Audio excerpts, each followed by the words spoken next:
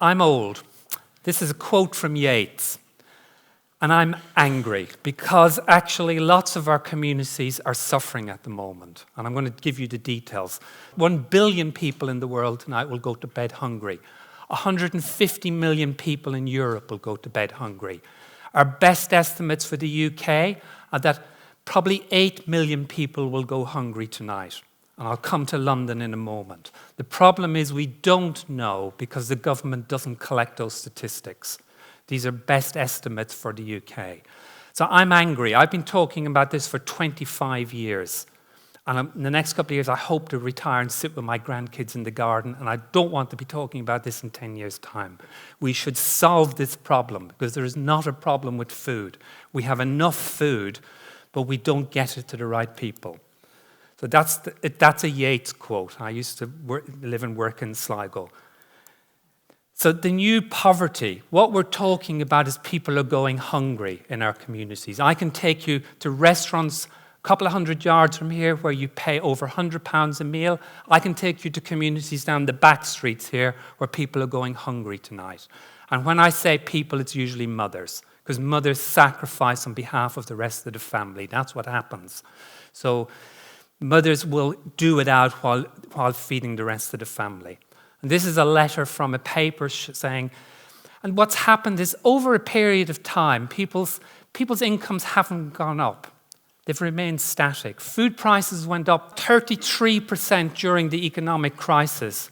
Incomes remained steady, but other outgoings increased. So people made what we call sacrifices on food. Food's the elastic item in the budget. You can compromise on food. And that's what lots of people on low incomes done. They compromised on food because other outgoings are fixed. And this is a quote from a paper, and the guy is saying, I had to meet my mortgage, and I'm feeding my kids dry bread and cereals. That's all I have in the house. I put Bruce Springsteen into every talk. If students get Bruce Springsteen into an essay, they automatically get 10 marks extra from me. But he's saying here that the point he's saying here is that he's talking about food banks, and I'm going to move on to food banks in a moment in the US, saying food banks are having a problem coping giving out food.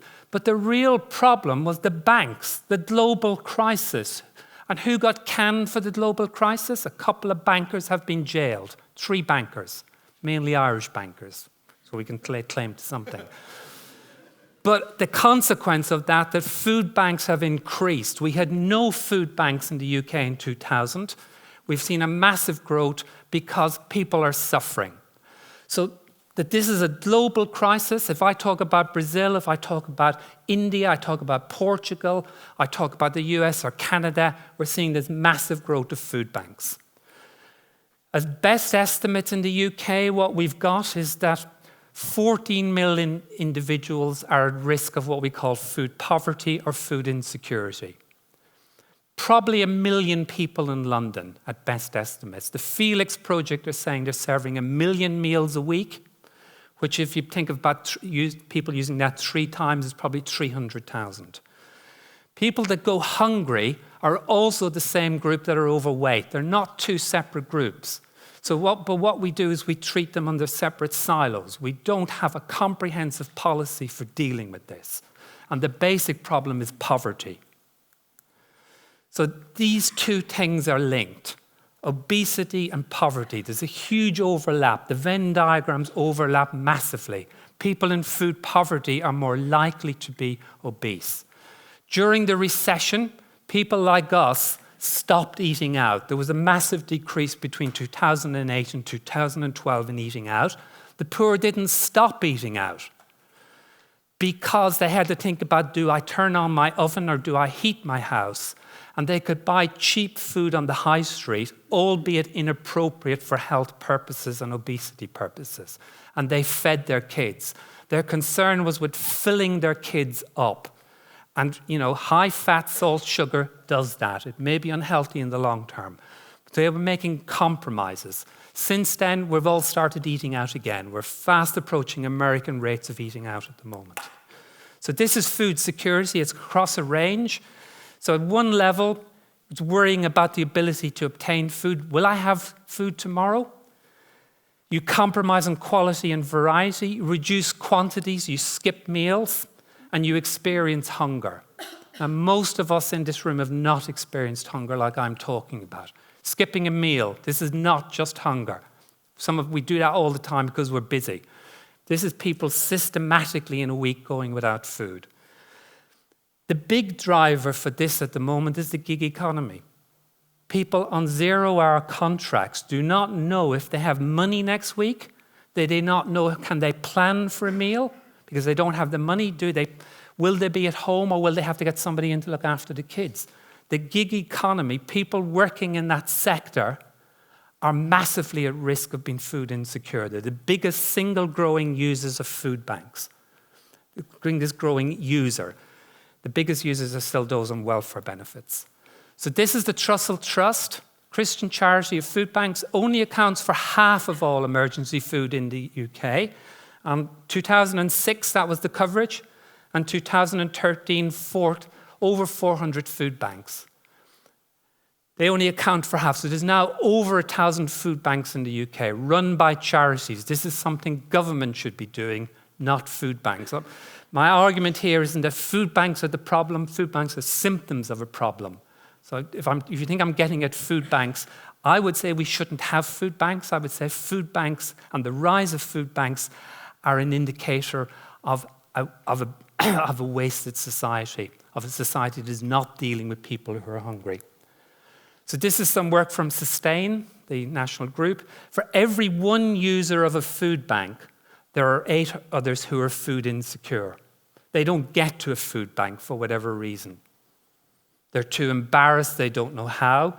A joke or a story, I was working in Northern Ireland recently, and people from the Catholic community were travelling 3 miles to go to the Protestant food bank, and the Protestant people from the Protestant area were going 3 miles to go to the Catholic food bank because they did not want to be known by their neighbours.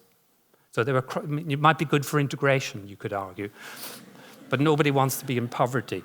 So there is a shame in using food banks. And this is it.